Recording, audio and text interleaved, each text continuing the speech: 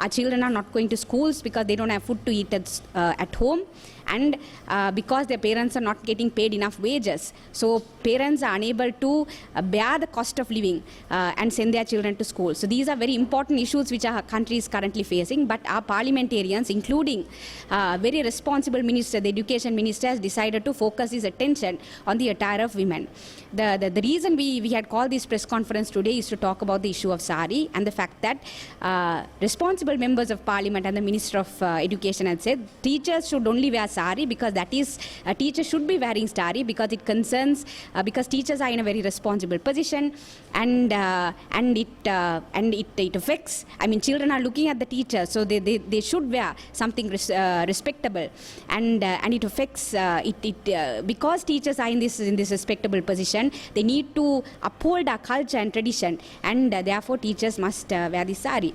Now there are several problematic issues in the statement of the Minister of Education, particularly because first and foremost he is the Minister of Education and he can't talk as if he's just like anybody else. He's in a responsible position, so he needs to be conscious of what he is saying in Parliament as well as in public spaces. First and foremost, when you talk about the economic crisis, men should not be telling women what attire we should wear during an economic crisis, because sari, much as everyone likes to call it cultural and that this and the other, sari is not a inexpensive attire. When you wear a sari, you need to wear a blouse, you need to wear an underskirt, you need to iron the sari. It takes several minutes to iron the sari, and you need to dress the sari also before you come to work. On top of looking after, because the domestic burden of looking after children also falls on women in this country. On top of everything else, you need to get dressed into a sari also. So getting dressed in a sari is not as simple as what the male ministers like to think. It is a very costly affair, and it is also a timely affair.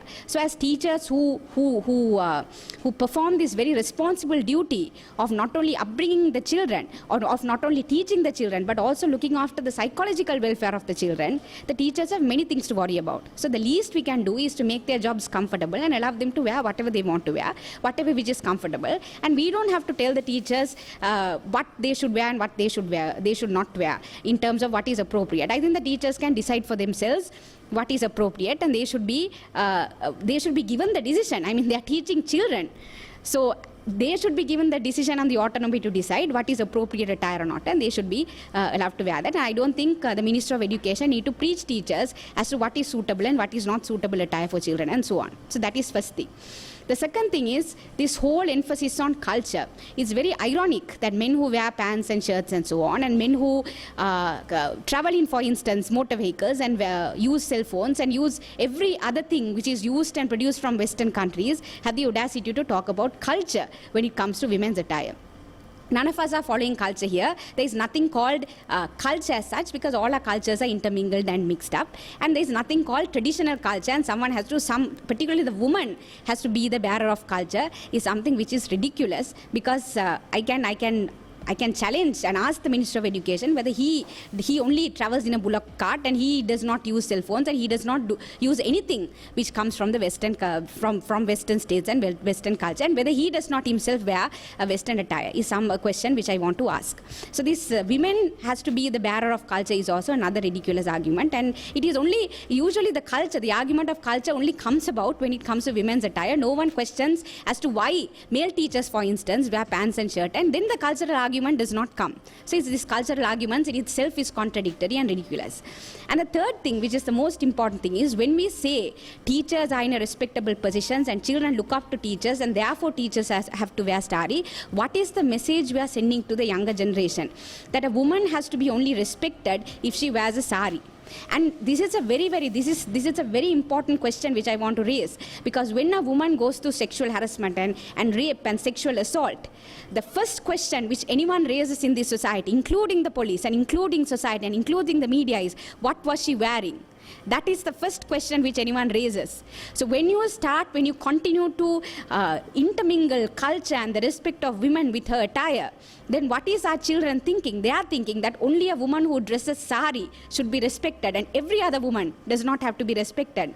And this is what feeds into this culture of misogyny and patriarchy, which says that women only has to be respected if she is attired in a particular way. And much as the Honorable Minister might not have thought about these things, this is something which affects women on a day-to-day basis, where when she goes through sexual violence, the first question which is asked from her is, what were you wearing? Why were you wearing that? Did you provoke the man by wearing a certain attire? So the responsible minister, Ministry of Education, the Minister of Education should not feed into these stereotypes and should not feed into what would become violence against women, and what is the kind of messaging which we are giving children as to what kind of woman should be respected. A woman need not be respected based on her attire. A woman should be respected based on the type of job she does and whether she does her job well or not. And that is why a teacher should be respected, whether she has done a job well or not. That is when the teacher's respect comes. So finally, what I would like to say is, teachers are already bearing a lot of burden in this society. They are teaching children who don't have enough food to eat today.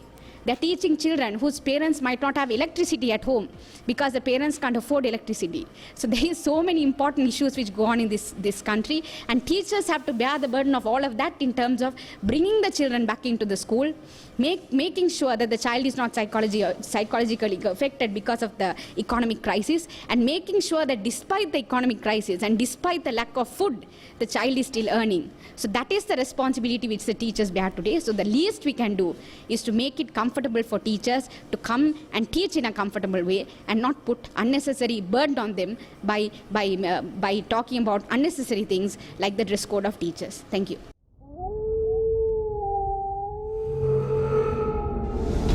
The News Reporter. වාරණයෙන් තොර අපක්ෂපාතී වාර්තාකරණය.